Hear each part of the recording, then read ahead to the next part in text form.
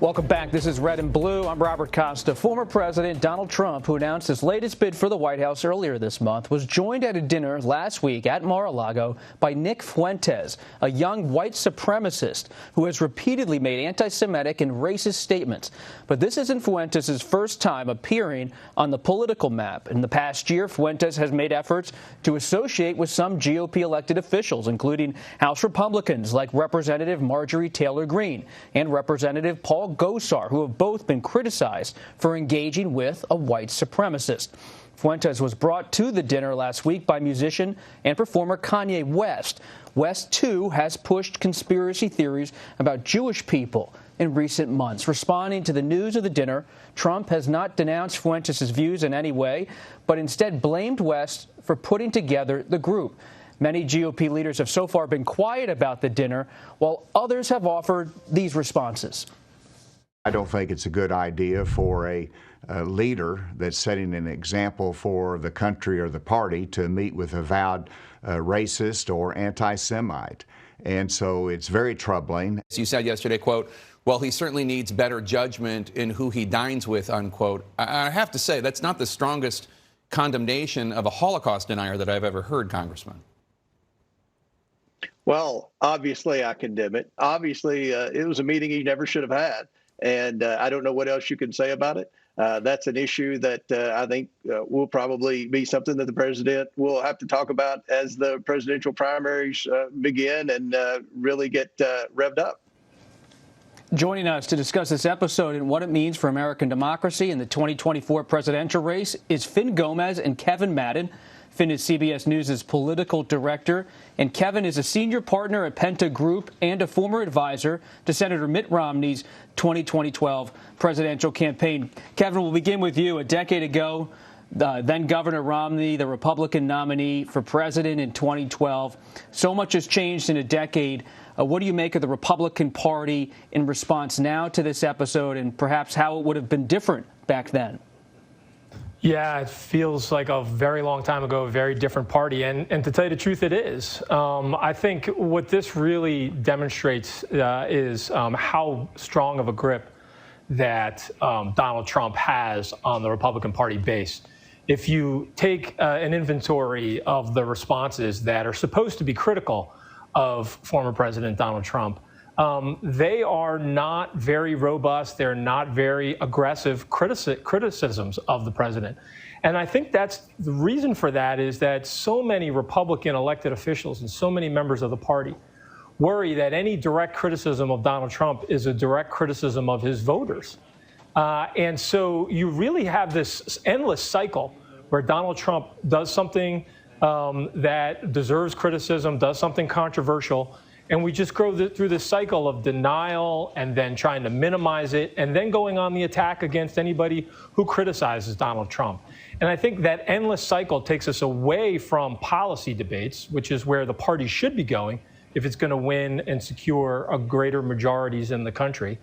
And it's only about personalities and controversies and the past. And it's really, if anything, a summation of where we are right now with the party.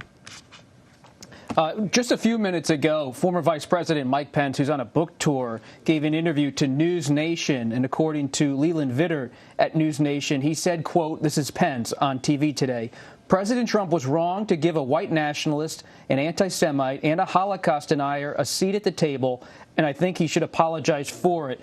Finn Gomez, Pence isn't announced yet for 2024, but he's certainly putting together a staff, thinking about it. It seems with a comment like that, saying that the president was wrong to give a seat at the table to a white nationalist, a white supremacist, an anti-Semite, seems like the race is on. And is the dam breaking a bit?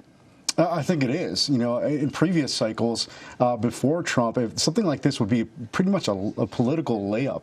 A lot of people would be jumping on, disavowing this meeting with this white nationalist. And the fact that there hasn't been that, there's been some criticism, of course, but this one by former Vice President Pence, Trump's former vice president, is the most emphatic, most vociferous, and it clearly makes him space as he likely prepares for a 2024 bid.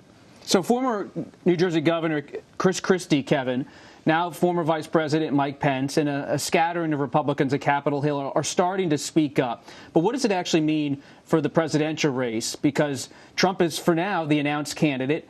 It doesn't mean more. As a political strategist, do you see more candidates now wading into this pool, announcing bids, sensing Trump's weak, or do they say they don't want to have this kind of fight in the public square? They definitely sense an opening, but I don't know if they're really taking the fight to Trump the way you normally would in the real pitched part of a campaign. And so I think they're still biding their time. But that's the thing.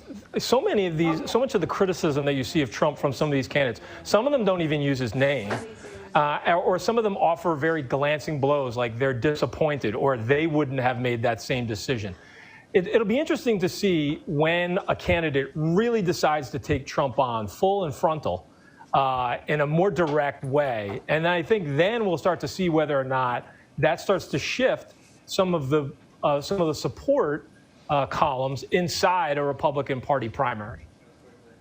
And this is happening, Finn. And politics now, red and blue, but also complicated by elements of race and extremism.